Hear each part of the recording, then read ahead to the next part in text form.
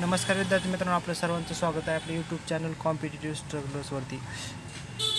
आज कंबाईन पूर्व परीक्षेचा निकाल जाहीर करण्यात आला आहे। इथं बघू शकतो की कंबाईन ब 2024चा निकाल जाहीर करण्यात आलेला आहे। ओके, एकूण जर बघायला गेलं तर जाहिरात क्रमांक 48 आहे 2024ला आलेली। एकूण संपूर्ण माहिती आपण बघणार आहोत की एकूण कटअप किती लागला आणि जागा वगैरे किती होत्या। खूप विलंबाने किंवा असे ना, परंतु आयोगाने निकाल जाहीर करण्यात आले। येत्या 25 दिवसामध्ये मेन्स परीक्षा आहे कंबाईनची। ओके, जागा पण किती होते एकूण पाहूया आपण। निकाल बघू शकता 19/5/2025ला निकाल जाहीर करण्यात आलेला आहे। तर इथं बघू शकता की एकूण जर बघायला गेलं तर विद्यार्थी संख्या किती आहे, एकूण विद्यार्थी किती घेतलेले आहेत। तर आपण प्रथम कटऑफच्या अगोदर एकूण विद्यार्थी पाहूया की विद्यार्थी किती घेतले। 8179 विद्यार्थी मेन्ससाठी क्वालिफाय झाले।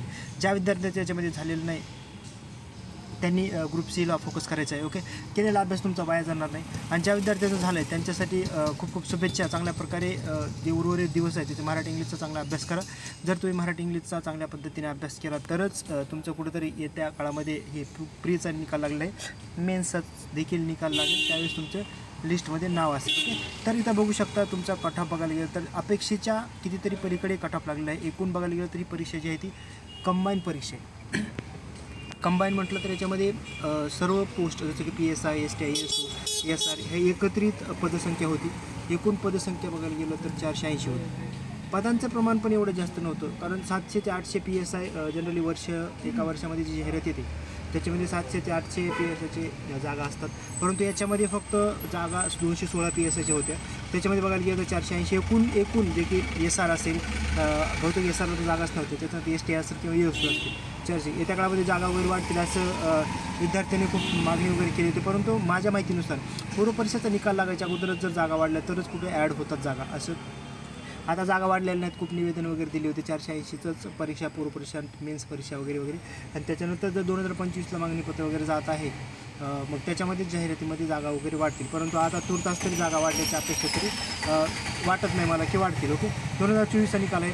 ओपन कॅटेगरीचा 62.50 एकूण कटऑफ खूप म्हणजे मी सुद्धा एक व्हिडिओ बनवला होता, त्याच्यामध्ये 52 किंवा 56पर्यंत ओपनचा कटऑफ मी सांगितला होता, कारण जागा पण तेवढ्या होत्या आणि पेपर कितीही सोपा असला तरी पेपर एवढा पण सर्वांना सोपा जात नाही, कारण कुणाची सिली मिस्टेक होतात, त्याच्यानंतर कोण अटेम्प्ट कमी करतं। तर एक तेवढा सांगितलं होतं की 52 ते 56पर्यंत ओपन मेलचा कटऑफ जाण्याची शक्यता होती, परंतु ते 62.50 खूपच गेलेलं आहे। आजपर्यंत असा कटऑफ फक्त जे जागा कमी असतात जसं की SR असेल 10 ते 15 जागा असतात, ज्या पदांची जागा कमी होत्या त्यांचाच कटऑफ आतापर्यंत तेवढा लागला होता। परंतु ही परीक्षा कंबाईन असून सुद्धा म्हणजे सर्व पदांचा म्हणजे PSI, STI, SRचा कटऑफ एकत्रित लागलेला आहे, तरी देखील एवढा कटऑफ लागलेला आहे। म्हणजे एक परिस्थितीचं भान तुम्हाला आलं पाहिजे की कशा पद्धतीनं कॉम्पिटिशन वाढत आहे, कशा पद्धतीनं तुम्ही अभ्यास केला पाहिजे आणि कोणत्या लेवलनं तुम्ही अभ्यास केला पाहिजे। जागांचं प्रमाण कमी, मुलांचं प्रमाण जास्त, त्याच्यामुळे कटऑफ पण ऑब्व्हियसली वाढणारच। ओके, आता महिलांचं बघायला गेलं तर इथं 59.25 लागला आहे, महिलांचा एवढा लागला, बघितलं का। म्हणजे आणि खाली तर आपण बघणार होतो बाकीच्या कॅटेगरीचा पण कटऑफ बघणार होतो, पण सांगायचं एवढं तात्पर्य आहे की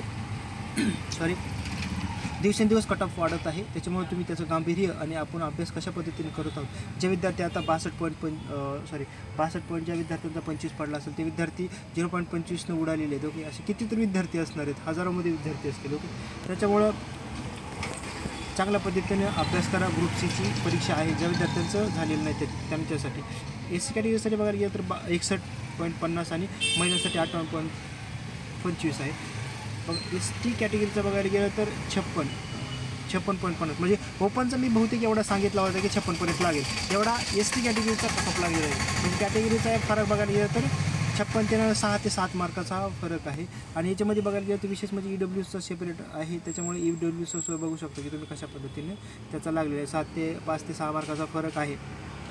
DTAचा मुलांसाठी बघायला गेलं तर 62, महिलांसाठी 55, स्पोर्ट्ससाठी 35 आहे। NTBसाठी पण 61.75, त्याच्याने SBCसाठी 61.25 आणि 59.25 महिलांसाठी।